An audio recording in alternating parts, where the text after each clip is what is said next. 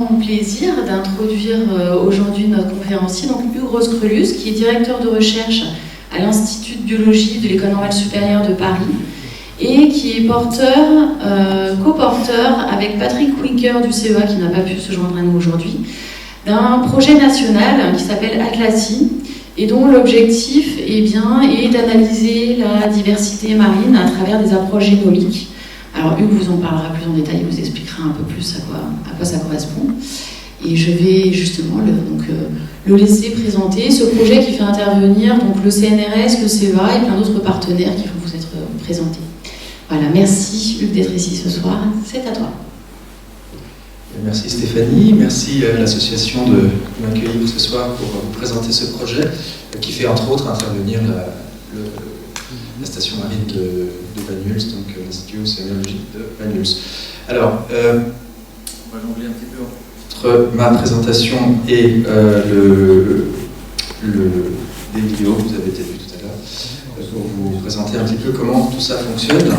Donc, d'abord un rappel, peut-être que si vous avez assisté à d'autres conférences ici, vous êtes déjà familier avec le concept d'ADN, de génome, mais je vais quand même faire un petit rappel pour que tout le monde soit à peu près aligné sur le sujet principal de ce dont je vais parler. Donc le génome, on en a tous un, humain, qui soyons ici dans cette salle, à peu près le même. Il y a 1 pour 1000 parties du génome qui sont différentes entre les différentes personnes ici, si vous n'êtes pas liés par des liens familiaux. Et on en a un génome, une copie par cellule. Donc le petit cercle marron là-haut, c'est une cellule du corps humain. Et à l'intérieur de la cellule, il y a un noyau, la petite partie jaune, et le noyau contient les chromosomes. Voici un chromosome. Et chaque chromosome, c'est une longue molécule d'ADN. La somme de tous les chromosomes qu'on a dans notre génome fait environ entre 1 mètre et 2 mètres selon les espèces.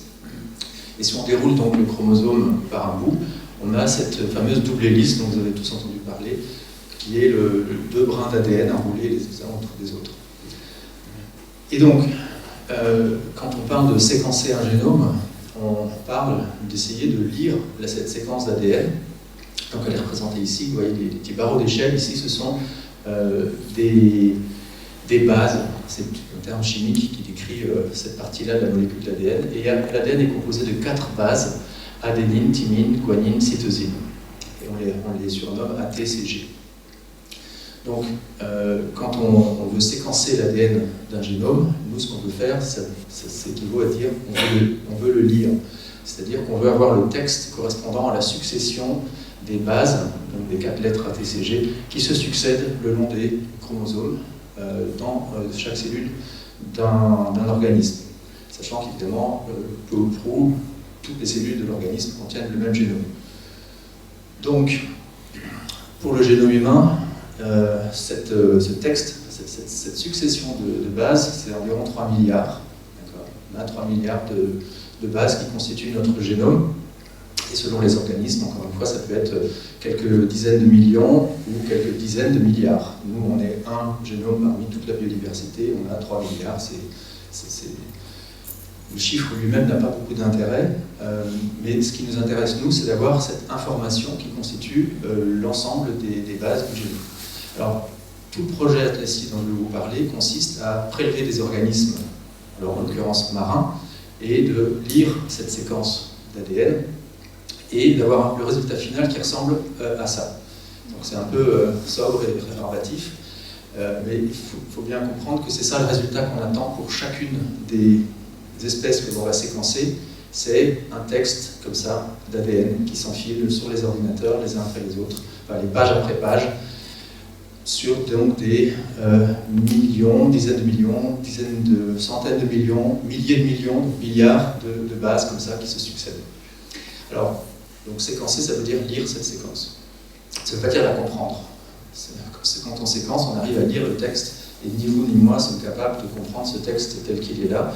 Mais c'est là où il y a toute l'information codée pour en fait, faire fonctionner un organisme. C'est-à-dire à partir d'une cellule initiale fécondée entre un ovule et un spermatozoïde, on a un génome qui est nouvellement constitué et qui va donner naissance à un organisme complet juste avec les instructions qui sont codées dans ce génome. Et une fois que l'organisme devient autonome, adulte, eh bien, il va interagir avec l'environnement et le génome va fonctionner dans toutes les cellules pour réagir à cet environnement, se nourrir, se reproduire, combattre les pathogènes, tenter d'échapper à un prédateur. Toutes ces fonctions sont codées par des gènes qui sont dans ce génome. Alors j'ai prononcé le mot gène.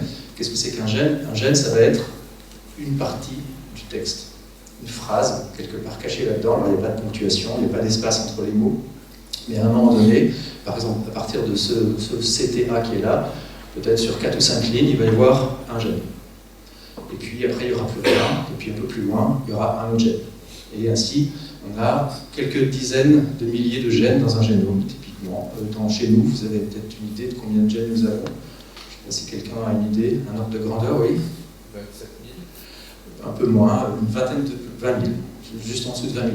Le dernier compte, c'était 19 981, et ça change, on en trouve un peu plus. Parfois, il y en a qu'on enlève parce que c'était une erreur, mais c'est environ 20 000 gènes.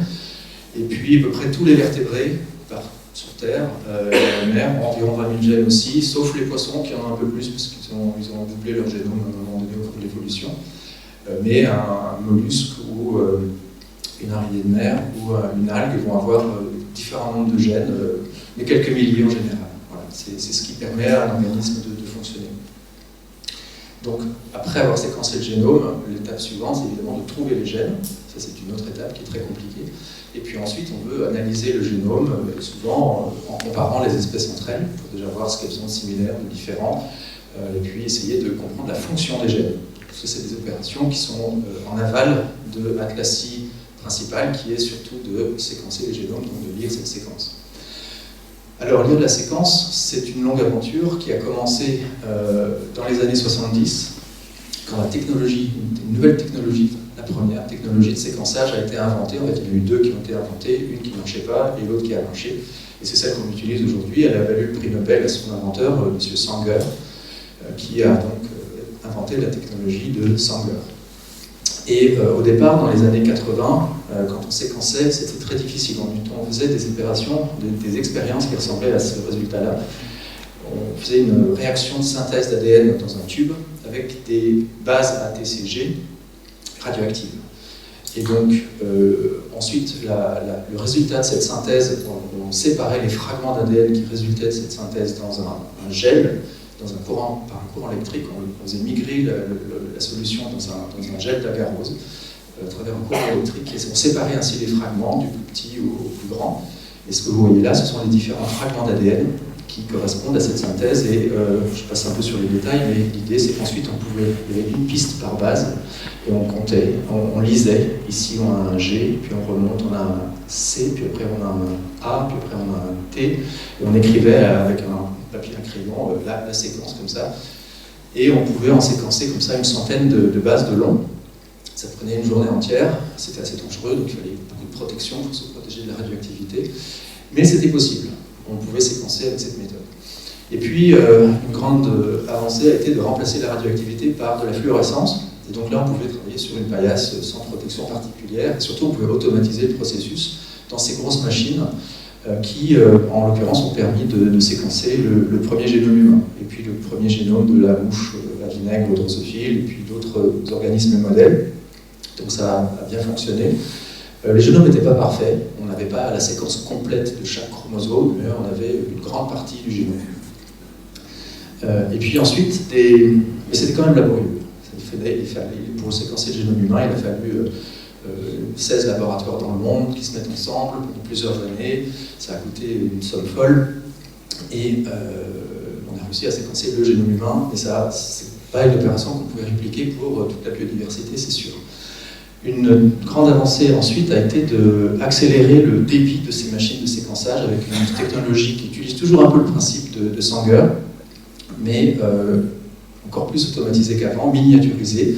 Et c'est la société Illumina qui aujourd'hui détient le marché pour cette nouvelle technologie, qu'on appelait de deuxième génération, mais qui avait le défaut de faire des tout petits fragments d'ADN. Ce que je vous ai pas dit, c'est que quand on séquence l'ADN, on ne séquence pas un chromosome d'un coup, on fragmente le chromosome en tout petits morceaux, et ensuite on séquence chaque petit morceau individuellement. Et la taille de ces morceaux détermine évidemment notre capacité à reconstituer le chromosome. Après, plus les fragments sont gros, et bien plus c'est facile de reconstituer le chromosome. Plus ils sont petits, et bien c'est comme un puzzle à 1000 pièces comparé à un puzzle de 50 pièces pour la même taille du puzzle. Ben, ça sera beaucoup plus difficile avec 1000 ou 10 000 pièces. Et c'est le problème un peu de cette technologie, les pièces sont toutes petites, et donc la reconstitution du puzzle du chromosome, des chromosomes d'un génome est assez compliquée, et donc les génomes sont assez brouillons. Ce ne sont pas des génomes de très grande qualité. Et puis, il y a quelques années, en 2022, c'est un peu le milieu, mais ça a commencé plus tôt, une troisième génération de machines a vu le jour, de technologies qui ne sont plus du tout basées sur la technologie de Sanger, ou plus éloignées en tout cas. C'est la technologie qu'on appelle nanopore et la technologie qu'on appelle, par le nom de la société qui la commercialise, Pacific Bioscience, PAC Bio pour les intimes. Et donc ça, c'est aujourd'hui ce qu'on peut utiliser pour séquencer les génomes. C'est ce qu'utilise Atlassian. Et alors je peux essayer de jongler avec ma présentation pour vous présenter une toute petite vidéo de 1 minute. Je pose le micro. Donc, la machine en elle-même, elle fait la taille d'une clé USB, c'est environ 10 cm de long. Et à l'intérieur, il y a de l'électronique, évidemment. Et on met de l'ADN, ce sont ces longs fragments bleus, là, inconnus, qu'on veut séquencer d'une nouvelle espèce. Et à chaque fragment d'ADN, on attache une petite protéine, la petite partie violette, qui est une protéine moteur. Et cette solution de fragments inconnus, on la pose sur la machine. Et à l'intérieur de la machine, il y a une membrane percée de trous. Ce sont ces trucs ronds que vous voyez. Et de chaque côté de la membrane, il y a un courant électrique qui passe. Et l'ADN va être attiré par le courant électrique et la petite molécule ici vers les trous. Et la molécule violette, qui est un petit moteur protéique, va commencer à faire passer un des brins d'ADN à travers le trou. Et donc de l'autre côté, il va ressortir. Et en passant dans le trou, l'ADN va perturber le courant électrique qui est de chaque côté de la membrane. Et la perturbation du courant électrique va dépendre des bases qui sont dans le trou. Et donc, il y a un signal qui va être envoyé, parce que tout ça c'est relié par un circuit électrique, va être envoyé vers un ordinateur, la perturbation, qui dépend des bases qui sont dans le trou. Et on va pouvoir décoder ce signal électrique pour le convertir en base ATCG qui se succèdent le long de la molécule d'ADN. Donc c'est entre guillemets pas plus compliqué que ça, même si c'est un tour de force incroyable du point de vue technologique. Et donc, évidemment, la membrane, elle a des dizaines de milliers de trous, et donc on lit de manière simultanée des dizaines de milliers de molécules qui passent à travers tous ces trous, et on enregistre le signal électrique qui sort de tous ces trous. Donc ça, c'est la technologie nanopore, qui permet de lire donc des molécules aussi longues que celles qu'on a mis d'un côté de la membrane, qui vont passer entièrement dans le trou. Et donc la deuxième technologie, c'est la technologie Pacific Bioscience, qui est ici.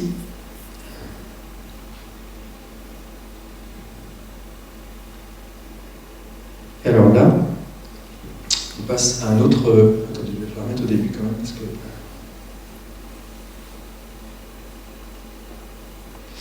C'est aussi un appareil qui dispose de petites pastilles qui sont des petits carrés de quelques centimètres de côté. Chaque pastille contient une surface de verre creusée de puits. Et là, vous avez un puits, par exemple. Donc le puits, il est ouvert d'un côté, il est fermé de l'autre, dans une petite plaque de verre. Et c'est extrêmement miniaturisé, c'est très très petit, quelques dizaines de nanomètres de large, de diamètre, tel que si on éclaire le puits par le fond, comme le montre la flèche ici, la lumière ne peut pas rentrer dans le puits, parce que la longueur d'onde de la lumière est plus longue que la largeur du puits. Donc il y a une onde évanescente, c'est ce qu'on appelle ça comme ça, une sorte il y a un peu de lumière qui rentre à l'intérieur, et c'est la clé de cette technologie qui permet d'exciter les molécules fluorescentes qui sont au fond du puits, sans faire de bruit, sans faire passer de la lumière de l'autre côté de la membrane du puits. Donc l'idée, c'est qu'on attache une molécule qu'on appelle une polymérase au fond du puits, qui va synthétiser de l'ADN inconnu, c'est le brin qui est là, qu'on a disposé aléatoirement au-dessus du puits. L'ADN rentre dans le puits et va être capturé par cette polymérase. On met plein de réactifs aussi dans le puits, mélangés comme ça, et surtout on met les 4 bases ATCG fluorescentes. Là vous les avez vues, chacune avec une couleur différente.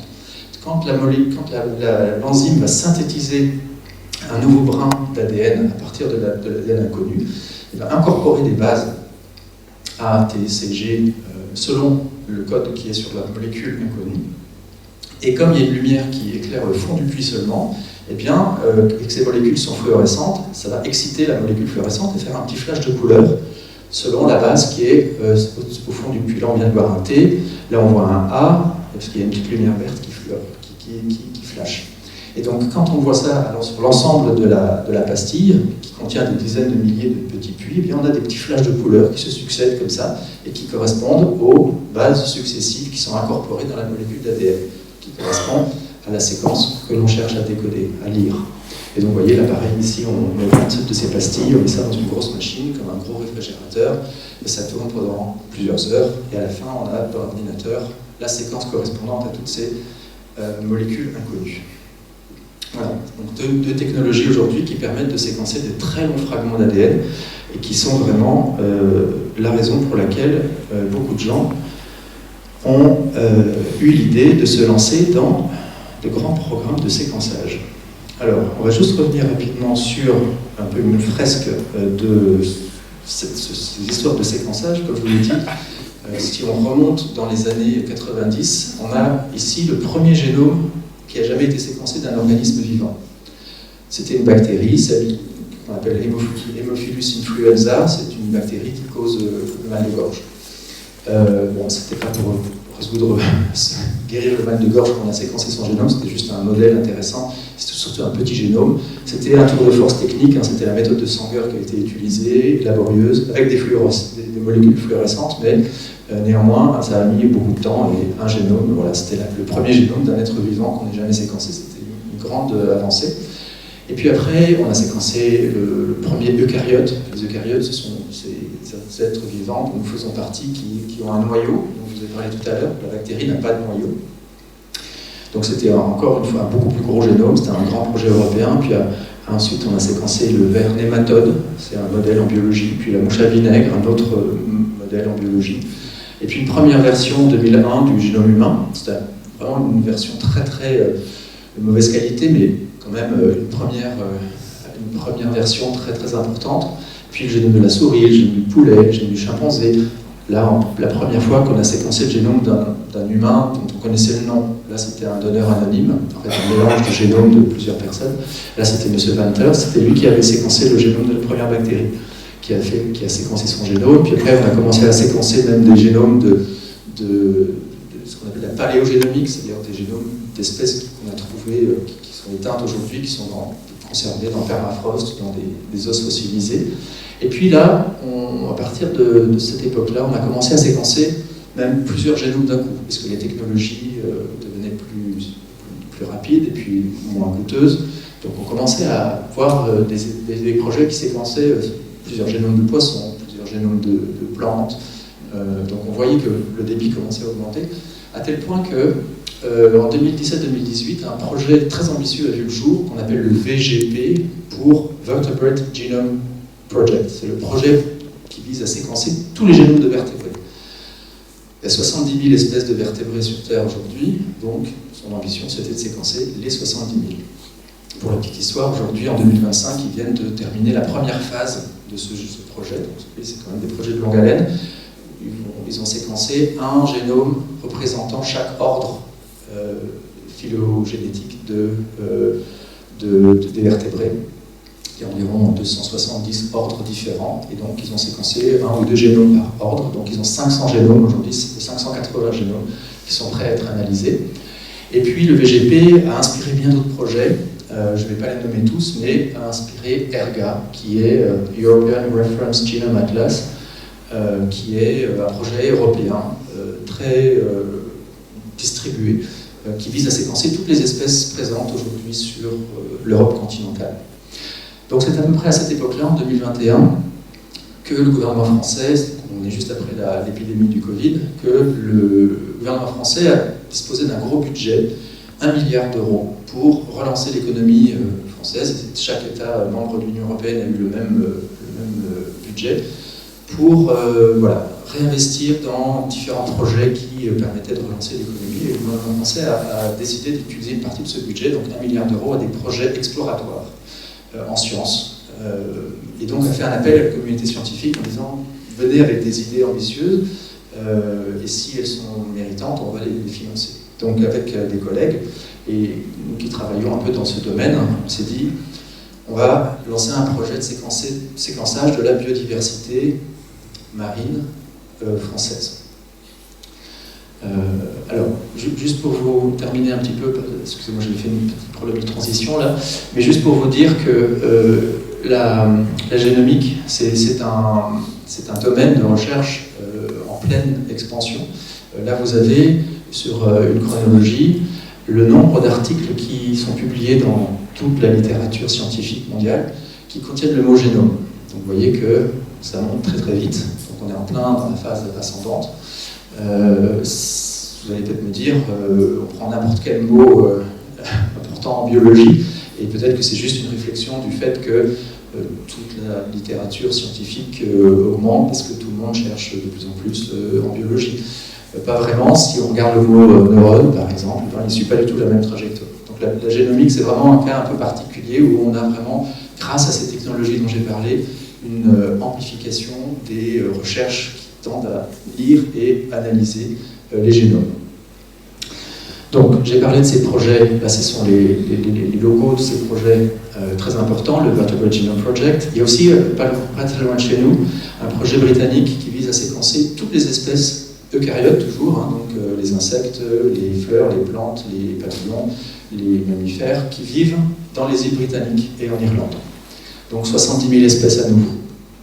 Et puis, on a donc ce projet européen pour 200 000 espèces en Europe. Donc, ce sont des projets qui ont une vision très ambitieuse, ils ne sont pas toujours financés pour réaliser ces objectifs-là, même ils ne le sont pas, mais ils avancent pas à pas en essayant d'avoir des financements pour chaque nouvelle étape.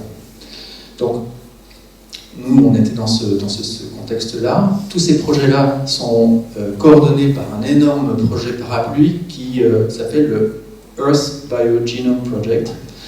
Donc c'est un grand projet qui lui-même ne séquence pas de génome, mais qui tente à organiser un peu tous ces projets de séquençage de la biodiversité de façon à ce qu'on ne séquence pas 2 fois la même espèce, par exemple, et qu'on établisse des standards aussi de qu'est-ce que ça veut dire séquencer un génome, qui soit un génome de référence pour une espèce. Il y a des critères de qualité qu'il faut atteindre et qui sont établis par ce projet. Donc, un dernier mot, séquencer la biodiversité, selon à qui vous parlez, ça peut vouloir dire des choses un peu différentes, que j'ai essayé de détailler ici. Alors, on séquence, on peut explorer génétiquement, on va dire, la biodiversité avec ce qu'on appelle les codes barres, ou barcodes en anglais, ou aussi ce qu'on appelle l'ADN environnemental, c'est-à-dire qu'on va, par exemple dans le cas de la biologie marine, de la biodiversité marine, on va filtrer de l'eau de mer, et dans le filtrat, on va récupérer du plancton, on va récupérer des œufs d'espèces qui ont pondu, des spermatozoïdes, des bouts d'écailles, du mucus, des algues, toutes sortes de choses, et on va aller séquencer juste un gène universel. Il y en a plusieurs, des gènes universels, qui existent dans toutes ces espèces, qui relarguent du matériel organique dans l'eau de mer. Et ce gène, sa séquence de base ATCG, va être une sorte de code barre qui va être spécifique de l'espèce en question. Donc on ne va pas découvrir de nouvelles informations génétiques parce qu'on séquence toujours le même gène, mais au moins on a une sorte de signature génétique de chacune des espèces qui sont présentes dans l'eau, pas très loin de l'endroit où on a fait le prélèvement. C'est ce qu'on appelle donc l'ADN environnemental. On a aussi une approche qui s'appelle la métagénomique, où là, c'est un peu différent. On va aussi filtrer de l'eau de mer. On va récupérer donc toutes sortes de choses qui flottent dans l'eau. À nouveau, des bactéries, des algues, des virus, et puis aussi du plancton, toutes sortes de choses, des petites larves. Et là, on va avoir une sorte de bouillie un peu organique. On va extraire tout l'ADN de cette bouillie. Donc tout l'ADN de toutes les espèces qui sont présentes dans cet extrait, ce filtrat. Et on va séquencer des morceaux de tous ces ADN. Et là, tâche très compliquée s'ensuit, il s'agit de reconstituer les plus gros morceaux possibles des organismes qui étaient présents dans ce filtrat. Donc là, on n'a pas des bouts de séquence toujours du même gène, on a accès à tout plein de parties différentes de ces génomes, mais c'est très difficile de reconstituer des génomes complets. En général, ils ne le sont pas, sauf si l'organisme est très abondant dans la préparation de départ.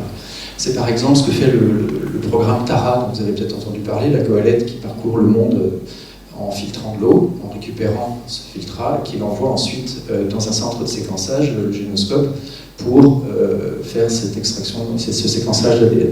Un des problèmes, c'est qu'on ne peut pas facilement assigner un génome ou un fragment de génome à une espèce particulière très facilement. On n'a pas la photo de l'espèce, on ne peut pas savoir à quoi elle ressemble, donc on n'a pas ce lien entre le gène et l'organisme.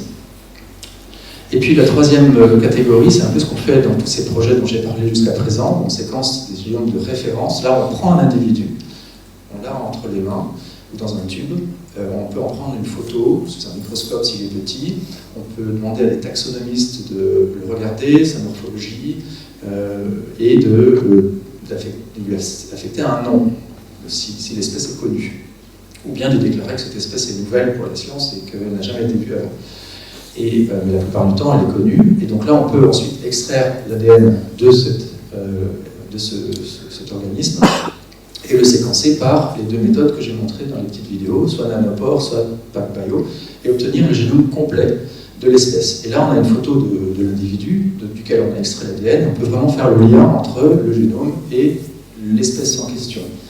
Ce qui permet surtout de s'assurer que, ça y est, on a séquencé cette espèce et plus besoin qu'un autre projet se lance dans l'opération de séquencer à nouveau cette espèce.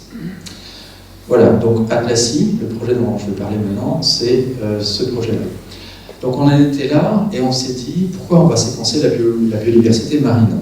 Il y avait plusieurs raisons à ça. La première, c'est que la France dispose de la plus grande zone économique exclusive, la deuxième plus grande zone économique exclusive au monde, c'est-à-dire ce périmètre autour des terres émergées, d'environ 200 miles marins. Donc en tout cas pour les îles, c'est 200 miles marins, puis quand on les touche avec d'autres pays, on coupe un peu au milieu. Et c'est évidemment surtout grâce à tous les territoires d'outre-mer dont la France dispose encore, qui permettent d'avoir ce chiffre très important, juste à côté deuxième après les États-Unis et juste devant l'Australie. Donc ça nous donne accès à une énorme biodiversité, que ce soit en France hexagonale ou partout dans les territoires d'outre-mer, et une responsabilité de la préserver, de l'étudier et de la surveiller aussi. Voilà, donc ça c'était une des motivations. Et puis, en partie pour ces raisons-là, la France aussi dispose d'infrastructures très importantes qui permettent de faire de la recherche en biologie marine. On a 7 stations marines qui sont réparties le long du territoire français, dont celle de Roscoff, qui était la première vraiment station marine mise en place il y a plus de 150 ans. On vient de fêter son anniversaire. Et puis le laboratoire Arago, le laboratoire océanographique océanologique de Banyuls, qui sont vraiment des stations qui permettent aujourd'hui de faire de la recherche en biologie marine très avancée et qui contribuent au projet Atlassi. Donc, et puis on a une flotte océanographique aussi, la 5e plus importante au monde, donc avec des bateaux qui permettent d'aller partout le long du littoral, mais aussi en haute mer, prélever des spécimens et étudier la biodiversité.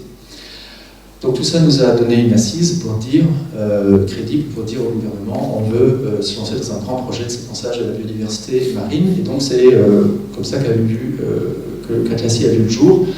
Donc il est financé par ce grand programme France 2030, et à travers ce programme, c'est l'ANR, l'Agence nationale pour la recherche, avec qui on est en contrat, si vous voulez. C'est coordonné par le CNRS et par le CEA, et avec plein de partenaires, dont le Muséum national d'histoire naturelle, l'IFREMER, 3 universités, qui nous aident à toutes les étapes, qui contribuent à toutes les étapes du projet. Donc Atlassi a des objectifs qui sont listés ici, de séquencer 4500 génomes d'espèces marines, donc des invertébrés, des algues, des vertébrés, toute la biodiversité qu'on peut trouver, de s'engager à fournir ces données librement à la communauté scientifique et avec les outils pour les analyser, de former des étudiants, des chercheurs à toutes les étapes de ce processus. C'est pour ça qu'on est ici aussi aujourd'hui. Toute la semaine, il y a une quinzaine d'étudiants qui viennent de partout dans le monde et qui sont à la première école d'hiver d'Atlassi qui est organisée ici à Banyuls. Et puis, on a aussi des ambitions de soutenir l'innovation basée sur l'analyse des génomes marins, parce qu'il y a plein de choses qu'on peut trouver dans un génome qui peuvent avoir des applications très intéressantes pour l'agriculture, pour la médecine, pour l'industrie diverses et variées. Et puis, on va aussi créer des consortiums de recherche qui vont ensuite, après que nous on ait séquencé des génomes, commencer à les étudier pour différentes applications. Je reviendrai dessus dans un moment. Donc cette figure vous donne un aperçu de comment est organisé Atlassian. Alors il y a plein de couleurs et de petits compartiments. Ce qui est important, ce sont ces trois chevrons au centre. DiveC, Sexy, ByteC, ce sont trois sous-projets d'Atlassian qui, comme leur nom l'indique, DiveC eh bien, est préoccupé par tout ce qui est échantillonné, donc collecter les spécimens en mer, les identifier taxonomiquement, les conditionner et les envoyer au génoscope, qui est le responsable du deuxième composant, Sexy, qui lui va s'occuper d'extraire l'ADN de la meilleure qualité possible des organismes, le séquencer pour en obtenir le génome complet, et puis de annoter les gènes qu'on trouve dans ces génomes. Et puis ByteC, qui en fait intervient dès le début pour tracer, collecter les données liées au projet. Donc déjà les métadonnées liées au spécimen, qui a prélevé quel organisme, à quel endroit, à quelle profondeur, à quelles coordonnées GPS, avec quelle méthode, quel jour, etc. Toutes les données liées aux échantillons, les photos, etc. Jusqu'au génome lui-même, et avec quelle méthode il a été séquencé, et puis quelles sont les procédures qui ont jalonné l'obtention de la séquence, qui va mettre ces données à disposition dans un portail accessible à tous. Donc, si vous tapez www.atlassian.fr, vous allez tomber sur une page d'accueil dans laquelle il y a un onglet données, et on tombe sur un portail mis en place par ByteC. Et ByteC va aussi mettre en place des outils d'analyse de ces génomes. Et puis, en fin de course, quand les génomes sont mis à disposition de la communauté, eh bien, il y a des projets qui vont analyser ces données génomiques et qui sont aussi financés par Atlassian. Alors, autre exercice technique, est-ce que je peux vous montrer donc, les premières étapes donc, de DiveC, par exemple. Donc, évidemment, pour aller chercher des spécimens, il faut plonger. Donc ça, c'est des photos qui sont des vidéos qui sont prises dans la baie dans les Calanques de Marseille, où on était au mois de juin, où Atlassian a mené toute une opération pour aller prélever des organismes. Donc on plonge avec des outils pour ici couper un morceau d'éponge, ou bien ramasser des coquillages. Parfois, il s'agit de prélever un morceau d'algue et de le mettre dans un petit pot. Donc tout ça, ça dure très longtemps, 1 heure, 2 heures, où ils plongent à parfois des dizaines de mètres, et puis ils remontent avec leurs petits bocaux, leurs petits filets, et ensuite une deuxième étape consiste à... Alors une autre manière de collecter, donc ça c'est la plongée à vue. Parfois on marche aussi le long de la plage, quand il y a des marées, on peut aller aussi collecter des échantillons avec juste une paire de bottes. Mais parfois on équipe un bateau avec des dragues. Donc là, on est sur un bateau toujours en Méditerranée, près de Marseille. Là, on a des membres de l'équipe Atlassian qui étaient présents ce jour-là. Et donc, une drague, c'est un filet équipé d'une barre en métallique qui va racler le fond des sédiments sur le fond marin. Donc, tout le sable, la vase tombe par les mailles du filet. Et on récolte en fait toutes sortes de crustacés, de mollusques, d'invertébrés divers et variés, parfois des morceaux d'algues, qui tombent, qu'on récolte dans un grand bac et qui sont ramenés à terre avec les échantillons qui ont été prélevés par les plongeurs. Et une fois que tout ça est collecté, on ramène ça à la station, à l'endroit où le reste de l'équipe est positionné. Alors les sédiments sont filtrés, sont triés dans des espèces de mailles comme ça, avec des tailles de mailles différentes, pour recruter différentes fractions, les gros, les moyens, les petits organismes. Et à ce stade-là, on ne sait pas encore quelles espèces on a trouvées. Hein, c'est encore, par contre, on note à ce moment-là la station, c'est-à-dire quel est l'endroit où tous les échantillons ont été prélevés, et on associe chaque bac à une fraction. Et alors là, ensuite, commence un travail assez fastidieux, mais très important, de tri manuel, avec une petite pince comme ça, et on va chercher dedans tout ce qui vit, tout ce qui n'est pas une coquille vide ou des petits bouts de fragments qui n'ont pas d'intérêt. Essayer de trouver un petit nudibranche, un petit crabe, un morceau d'algue qui pourrait être important pour Atlassi. Ensuite, on a une deuxième étape au laboratoire, juste à côté de cette phase de tri, qui consiste à essayer d'identifier les espèces. Donc là, on transfère les échantillons à des taxonomistes qui sont spécialistes d'un groupe d'espèces et qui les observent le plus minutieusement possible. Là, c'est une éponge, ou ici un petit crustacé, et qui passent parfois des heures avec des livres, en consultant des livres de référence pour essayer d'identifier les espèces qui sont présentes dans ces sédiments. Ici, c'est sur un bout de palme qui était laissé à l'abandon sous l'eau et sur lequel sont venus se mettre toutes sortes d'organismes. Voilà, donc ça, c'est taxonomiste, identifier les espèces. Et là, dès qu'on a l'identification, on peut se référer à une base de données commune à tous les projets comme Atlassi, comme le projet anglais, comme le projet européen, comme le projet VGP, dans lesquels tout le monde met quotidiennement l'avancement de son projet. Et donc on peut dire, tiens, telle espèce, elle est déjà séquencée, ou elle est déjà prélevée par un autre projet, ou bien elle est encore totalement inconnue du point de vue de son génome, et donc on peut se lancer, nous, dans le séquençage de ce génome. Alors, la plupart du temps, évidemment, comme on est au début de tous ces projets, la plupart des espèces sont encore inconnues. Mais parfois, quand on se rapproche des côtes anglaises, par exemple, comme le projet anglais a commencé bien plus tôt que nous, eh bien, on s'aperçoit que beaucoup d'espèces bretonnes, par exemple, sont déjà séquencées ou en cours de séquençage par le projet anglais.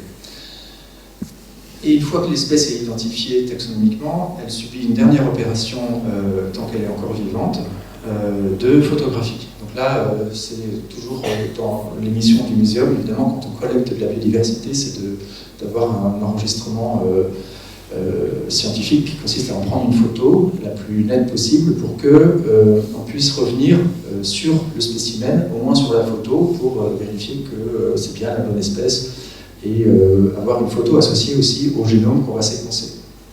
Donc cette photo, c'est une photo vraiment scientifique avec des mesures, etc., qui permettent de s'assurer que c'est une photo qui peut être utile pour la recherche.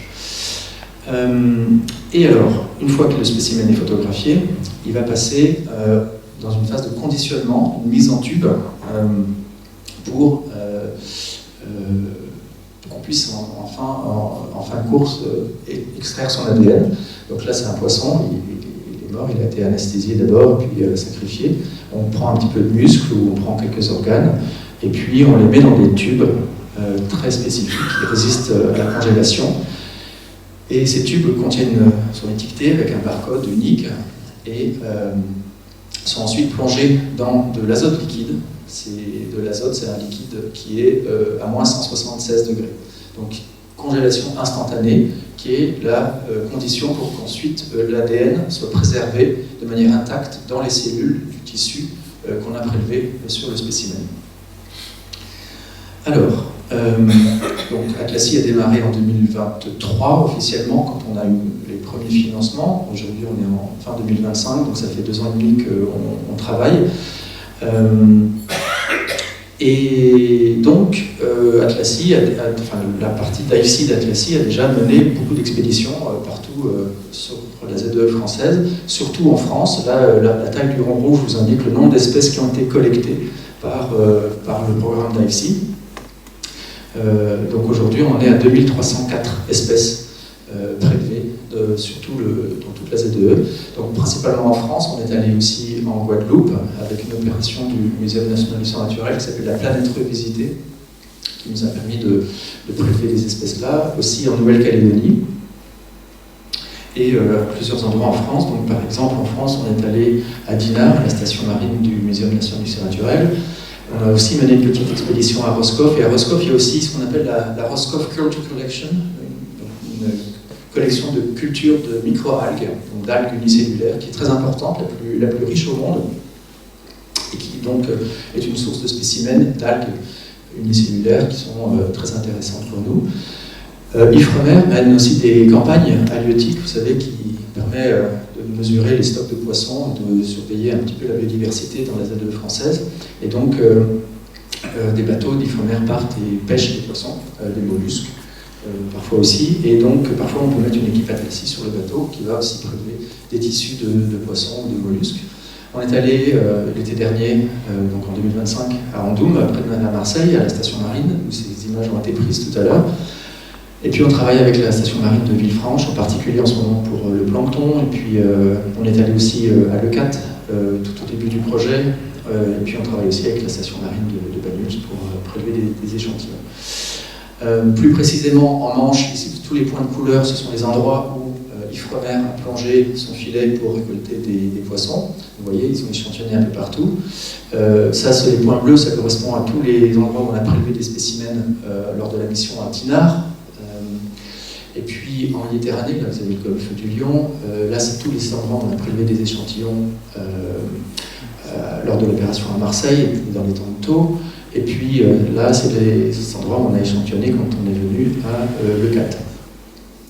Et puis on est allé aussi, donc, comme je vous l'ai dit, en Nouvelle-Calédonie. Et là, pareil, Nouméa est ici, on partait, enfin bon, moi je n'y étais pas, mais en tout cas les membres de l'équipe Atlassi qui étaient là sont partis en bateau. Ils partaient le matin en petit Zodiac et puis plongeaient pour aller pêcher, récolter des échantillons partout où il y a les points verts. Et puis en Guadeloupe, on a surtout travaillé sur les deux grandes îles, enfin les deux petites îles qui sont au sud de la grande île, parce que la biodiversité là était moins bien connue que sur la grande île. Et la planète revisitée s'était surtout focalisée sur ces trois îles.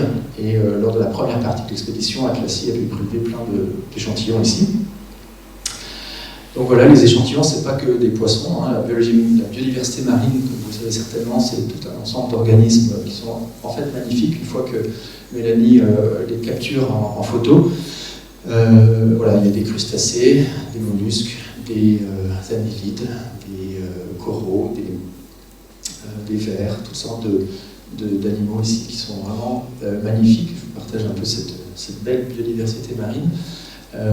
Et donc, ça c'est un échantillon de ce qu'on a déjà prélevé, mais on prévoit de nouvelles missions dans Baïpsi au mois de mars en Martinique, avec un point focal sur les éponges de Martinique. On va revenir en Bretagne en avril à la station marine de Roscoff, où là on va mener une expédition de 2 semaines en allant chaque jour, pareil, plonger, collecter sur la plage, sur la grève, avec un bateau, toutes sortes de mécanismes. On va retourner en Nouvelle-Calédonie, mais cette fois-ci sur le plateau, sur un plateau qui se trouve vraiment à une journée de bateau à l'ouest de la Nouvelle-Calédonie, sur les îles Chesterfield, ici. Et puis, donc, pendant 2 ou 3 semaines, le bateau va parcourir la région pour mettre des plongeurs à l'eau et prélever de la biodiversité. On a prévu aussi, plus en 2027, une expédition en Polynésie française, plus précisément à Mooréa, où il y a une station du CNRS qui est permanente là et qui va nous accueillir pour au moins 3 semaines. Et on va y faire une école d'été aussi, avec des étudiants comme en ce moment à Banyuls, pour accueillir des étudiants et donc les former à toute la procédure de prélèvement, identification taxonomique, extraction d'ADN, séquençage, etc. Et puis on va travailler aussi avec la station marine ici, plus au long cours peut-être, plutôt qu'une expédition ciblée, à partir de l'année prochaine. Et enfin, une autre expédition un petit peu plus aventureuse peut-être, ça va être sur les îles Saint-Paul et Amsterdam, qui sont ces îles qui sont extrêmement isolées des masses de terre, peut-être les plus isolées sur la planète, et qui donc sont des territoires français. Et on va aller prélever des échantillons avec le Marion Dufresne, un gros bateau de 120 mètres de long qui contient des laboratoires et sur lesquels on peut travailler pour prélever et traiter des échantillons comme je vous l'ai décrit. Voilà, donc si on fait un bilan aujourd'hui de où on est à Atlassi, comme je vous l'ai dit, on est à 2304 espèces prélevées, et ça, ce camembert donne un peu une idée de la répartition taxonomique des espèces. Vous voyez qu'il y a des gros biais. Alors ce ne sont pas des biais au sens vraiment de la biodiversité, parce que ça reflète les biais de la biodiversité. Dans la biodiversité qu'on collecte, il y a beaucoup de... Ah pardon, ce ne sont pas les les espèces, ce sont les lieux où on a prévu. Donc vous voyez que là, on a beaucoup d'espèces qui viennent de Marseille, beaucoup de biodiversité dans les calanques. Dinard, la Guadeloupe, Nouméa sont les endroits où on a eu le plus d'espèces en une seule fois. Mais on a plein d'autres endroits où on est allé aussi, où on a eu moins de spécimens, parce qu'on y est souvent resté moins longtemps, où on n'a pas mené une expédition très ciblée là. Donc, ces 2304 espèces sont dans des tubes en plastique, dans les congélateurs du Génoscope à Évry. Le Génoscope, c'est l'endroit où sont séquencés tous les génomes de toutes ces espèces.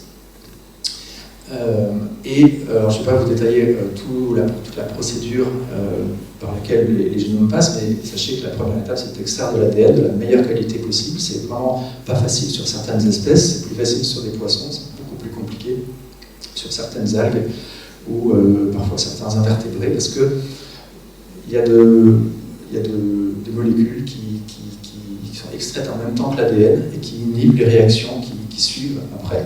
Ou bien, quand on extrait l'ADN d'une éponge, par exemple, on extrait en même temps l'ADN de toutes les autres espèces qui vivent sur l'éponge. Les bactéries, les champignons, parfois des petits invertébrés. Et donc, si on veut séquencer juste le génome de l'éponge, eh bien c'est un petit peu compliqué. Mais voilà, on commence par du séquençage avec des petits fragments courts, la méthode de la deuxième génération dont j'ai parlé tout à l'heure, qui permet d'estimer la taille du génome, parce que évidemment elle est inconnue au départ, et puis différentes propriétés du génome, qui permettent ensuite de savoir si on va séquencer le reste avec la technologie nanopore, celle avec les petits trous où la molécule d'ADN passe dans une membrane, ou la technologie PacBio, celle avec le puits creusé dans du verre qui permet de séquencer avec les petits flashs de couleur. Et puis, donc ça, ce sont les méthodes de séquençage qui sont décrites ici. Et puis ensuite, on assemble tous ces morceaux pour essayer de reconstituer les chromosomes et le génome complet. Et puis une dernière étape aussi consiste à essayer de trouver les gènes dans le génome. Donc là où sont les instructions qui permettent de faire fonctionner l'organisme. Alors on a célébré une étape importante dans le projet au mois de septembre. Les premiers 100 génomes d'espèces séquencées par Atlassi qui sont présentes, enfin, les espèces sont présentées là. Donc c'était pour nous une étape majeure parce que ça nous donne un peu confiance dans le fait qu'on pourra arriver un jour aux 4500 et puis ça montre aussi à nos collègues dans les autres projets et puis à nos financeurs que voilà, Atlassi avance. C'est un peu symbolique. Mais aujourd'hui, depuis septembre, on en est déjà à 181 génomes soumis dans les bases de données publiques. Donc voilà, le rythme s'accélère. On en est aujourd'hui à 20 génomes par mois, c'est-à-dire environ un génome par jour ouvré. Donc c'est vraiment un débit qui est très très important. Et voici le camembert qui vous donne la répartition des espèces qui sont séquencées. Et donc, vous voyez, il y a beaucoup de mollusques, beaucoup de poissons. Alors voilà, ça reflète en partie les biais dans la biodiversité. Quand on prélève un peu au hasard avec les méthodes que je vous ai décrites, on va prélever beaucoup de mollusques, beaucoup d'annélides, beaucoup de cnidaires, d'étoiles de mer, d'oursins. Alors les poissons, c'est un petit peu un biais volontaire parce que voilà, les poissons, c'est important, ce sont des vertébrés, c'est une nourriture importante pour les humains. Et puis, c'est moins compliqué à séquencer. Donc cette première phase de séquençage de la biodiversité marine, on s'est un peu fait la main sur les poissons. Voilà, donc le troisième composant d'Atlassi dont je vous ai parlé, c'était ByteSeed, la partie informatique. Et donc, un des résultats importants de ce projet-là, c'était la mise en place d'un portail qui permet à tout un chacun, si vous allez sur le site Atlassi, de savoir où ont été prélevées les espèces, où en sont l'avancée du séquençage de toutes ces espèces, si elles sont juste au génoscope dans un tube, ou si elles sont déjà au stade d'extraction d'ADN, ou si elles sont au stade de séquençage, ou si elles sont déjà terminées et soumises. Et puis on a une petite fiche descriptive sur chaque espèce dans ce portail. Et ByteSeed va aussi mettre en place un portail d'analyse de génome. Donc là, ce sera plus un endroit où on pourra faire vraiment des analyses pour découvrir des nouvelles choses dans les génomes, combiner les génomes avec des données environnementales, à quelle profondeur est-ce que les espèces vivent, sous quel climat, sous quelle latitude, en coexistence avec quelles autres espèces, donc aussi des données d'occurrence, quelles sont les tailles des populations qui existent à certains endroits, et puis aussi des données fonctionnelles, parce qu'on connaît déjà plein de choses sur certains gènes d'organismes modèles, et donc l'idée c'est de projeter ces informations sur les génomes nouveaux qu'on séquence, Et puis une troisième catégorie de résultats, c'est des informations sur l'évolution de ces génomes. En comparant ces espèces, on peut remonter un petit peu le temps et puis avoir des informations sur comment ces espèces ont évolué.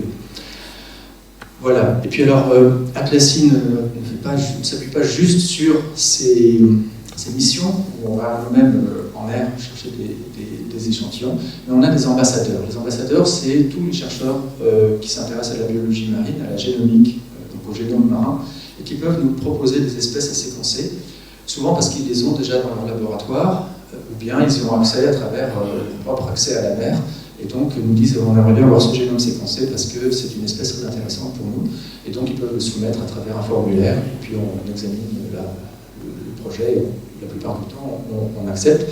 C'est la raison pour laquelle on n'accepte pas souvent, c'est parce que le génome est déjà séquencé, parce que ça commence à avancer par nous ou par d'autres projets. Et donc, parfois, les chercheurs ne sont même pas au courant que le génome est déjà séquencé, tellement ça commence à aller vite. On a reçu 45 soumissions de plein de pays différents, parce qu'évidemment, des chercheurs espagnols ou grecs ou anglais peuvent être intéressés par des espèces qui ont été prélevées dans la ZE française, et auquel cas, Atlasine peut s'en occuper. Et puis alors, en fin donc, après tout cette procédure échantillonnée, extraire l'ADN, séquencer le génome, le mettre à disposition. Évidemment, il faut aussi donner du sens à ces génomes, et donc on finance 2 projets à travers un appel ouvert à la communauté, donc tout le monde peut candidater. Un projet, c'est d'essayer de décrypter un petit peu les génomes pour comprendre les voies métaboliques qui mènent à des molécules d'intérêt. Les organismes marins sont très riches sont des producteurs de molécules d'intérêt bien connues, que ce soit des venins, que ce soit aussi des bactéricides, des fongicides, des virucides, qui sont des molécules que ces organismes utilisent pour se protéger de parasites ou de pathogènes.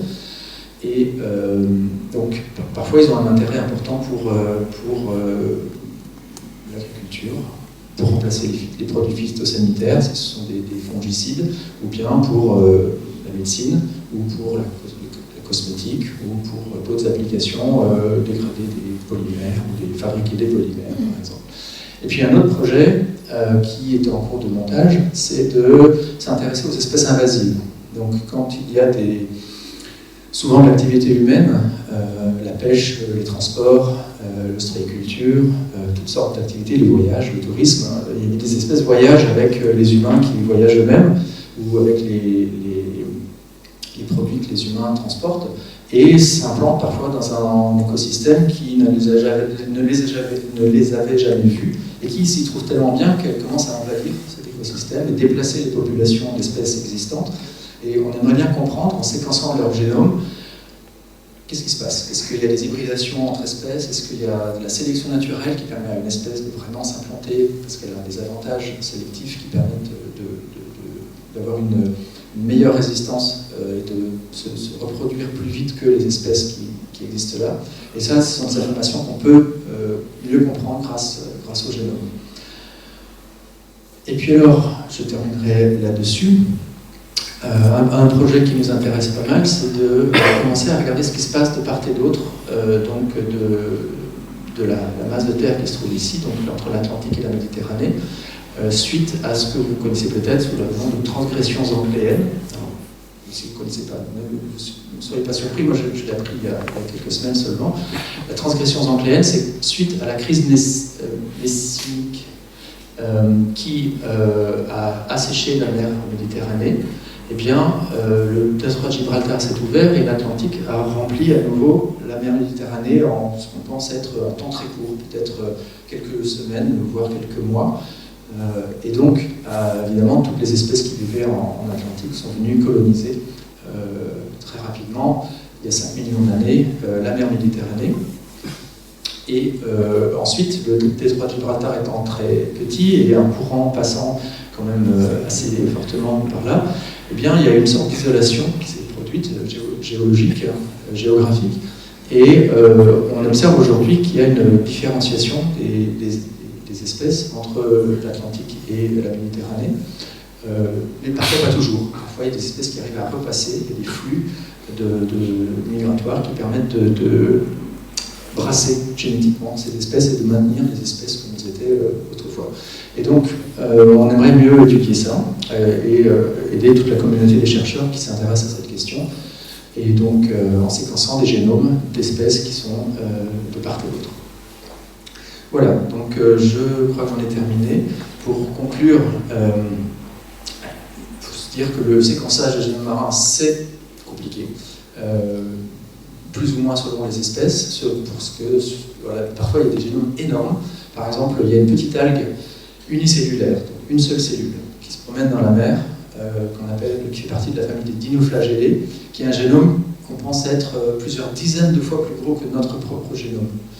Voilà, donc séquencer un génome de dinoflagellés, c'est une opération d'envergure. Il y a un crabe aussi qui a un génome énorme, avec 109 chromosomes. Nous, on en a que 23. Voilà, il y a des génomes plus compliqués que d'autres. Mais voilà, Atlassier arrive à un stade de maturité qui permet quand même de voir qu'on peut arriver à séquencer des centaines, peut-être d'ici la fin de l'année 2026, et puis après des milliers de génomes, et donc d'atteindre nos objectifs. Et on essaye aussi d'établir des collaborations entre les projets dans le monde qui s'intéressent à la génomique marine, parce que l'océan est énorme et il y a beaucoup de biodiversité à séquencer. Voilà. Je vous remercie. Ça, c'est toute l'équipe Atlassier, ou une grande partie de l'équipe Atlassier, lors de l'Assemblée Générale qui a eu lieu en octobre 2025. Merci.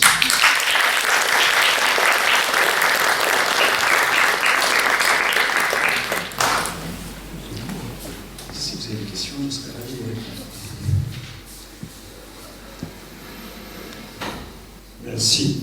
Avec tout ce que la métagénomique va rassembler d'échantillons de par les mers du monde, vous allez manquer très vite de taxonomistes.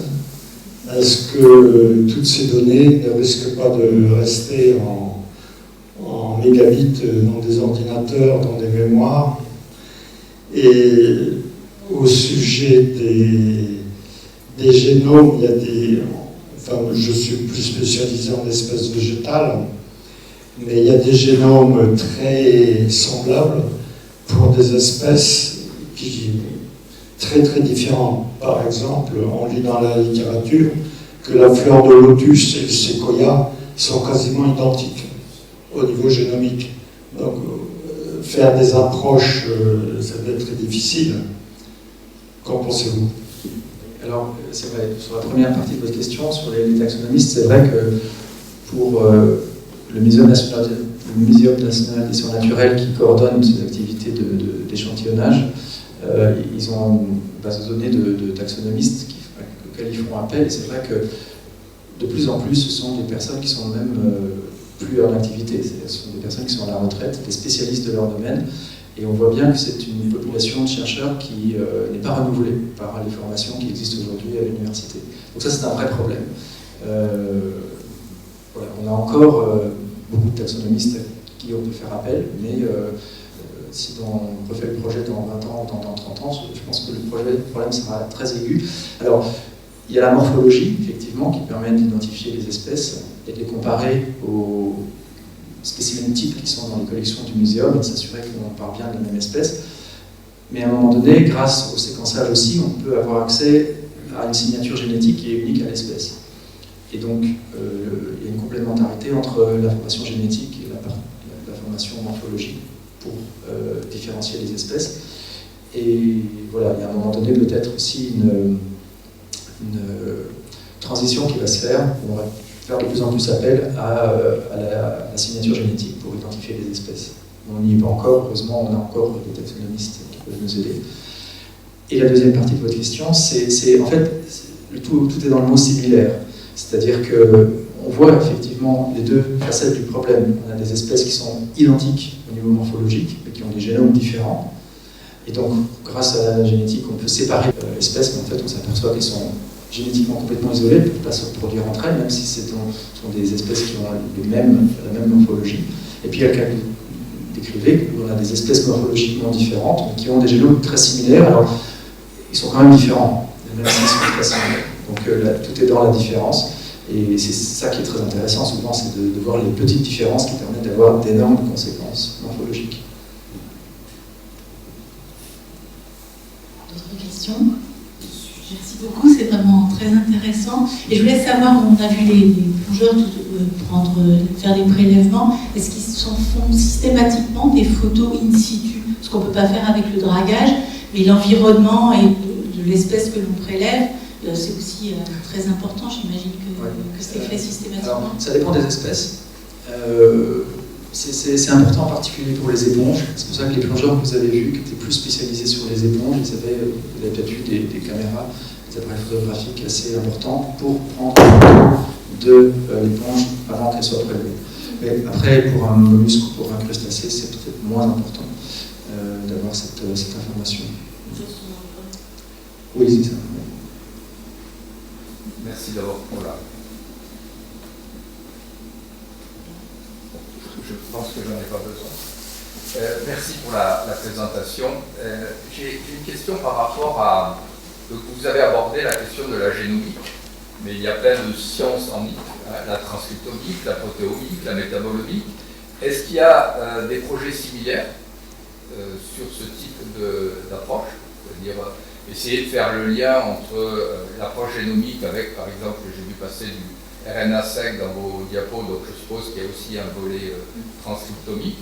Et à partir de toutes ces données, comment vous allez pouvoir en sortir la substantifique moelle, c'est-à-dire, parce que vous parliez par exemple de génome de dinoflagellés, où l'immense majorité de l'ADN est de l'ADN répété. Comment s'intéresser à la partie codante qui, enfin, en tout cas chez l'homme, c'est quelques pourcents du génome, et j'imagine que dans les espèces que vous analysez, il y a aussi extrêmement peu de gènes codants pour des protéines. Donc c'est vrai que la partie transcriptomique, elle est essentielle, j'en ai pas beaucoup parlé, mais c'est vrai que quand on prélève un tissu, une des raisons pour le prélever et le congeler immédiatement à très très basse température, c'est de préserver l'ADN et l'ARN. L'ARN est une molécule très fragile qui se dégrade très vite. Et donc l'ARN, quand on va le séquencer, c'est une autre molécule d'acide nucléique qui en fait est le résultat de la lecture par la cellule des gènes.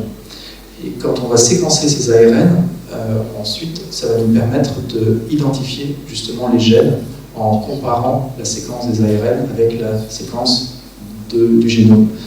Donc ça, c'est une opération qui est vraiment cruciale pour trouver cette fameuse substantifique moelle. Alors c'est une partie de l'information génétique, les gènes. Après, il y a toutes les séquences qui vont réguler l'expression des gènes, qui vont permettre au chromosome de se conformer en 3 dimensions dans le noyau. Il y a toutes sortes de molécules intéressantes et utiles pour la biologie du génome qu'on va essayer de découvrir. Mais cette partie d'analyse de l'information, elle est très difficile à mener systématiquement sur toutes les espèces, parce que là on met en place des batteries d'expériences à la paillasse qui sont coûteuses, laborieuses. Le séquençage des ARN, on peut le systématiser quand même, parce que c'est quelque chose qui est bien mis en place. Mais toute la partie protéomique, par exemple, c'est très très lourd. Alors on va le faire sur des cas spéciaux, comme pour les voies métaboliques qui mènent à des molécules d'intérêt. Là, le consortium qu'on a créé, il y a des gens spécialisés en déjà annotation automatique des fonctions des protéines basées sur la structure tridimensionnelle. La structure tridimensionnelle des protéines nous donne beaucoup d'informations sur la fonction de la protéine. Et puis, on va aussi détecter les interactions entre protéines. Tout ça avec un lien sur les voies métaboliques. Donc, on va essayer de le faire sur des cas ciblés pour des applications. Oui. Juste en un mot, est-ce que vous pourriez comparer espèce végétale et espèce marine, degré d'avancement, très grossièrement? Alors, en termes d'aboutissement de ces recherches ou de mise en pratique?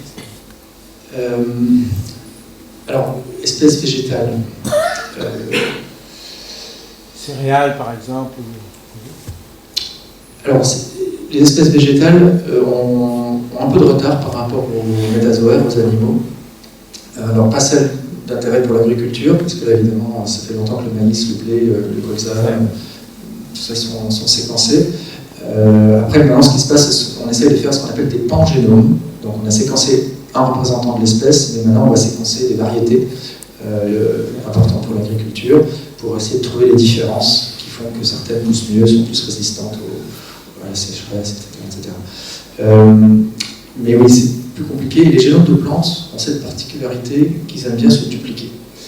Et ça, c'est un problème dans le séquençage des génomes, parce qu'on a 2 fois la copie de tous les chromosomes, parfois ils sont très similaires. Dans le colza, il contient 3 copies. Le blé contient apparemment 3 copies d'un génome ancestral il n'y a pas très longtemps. Donc, ça veut dire que c'est assez compliqué de séparer les différentes molécules de chromosomes. Et comparer le nombre de génomes de plantes en général qui ont été séquencés par rapport aux espèces marines, je ne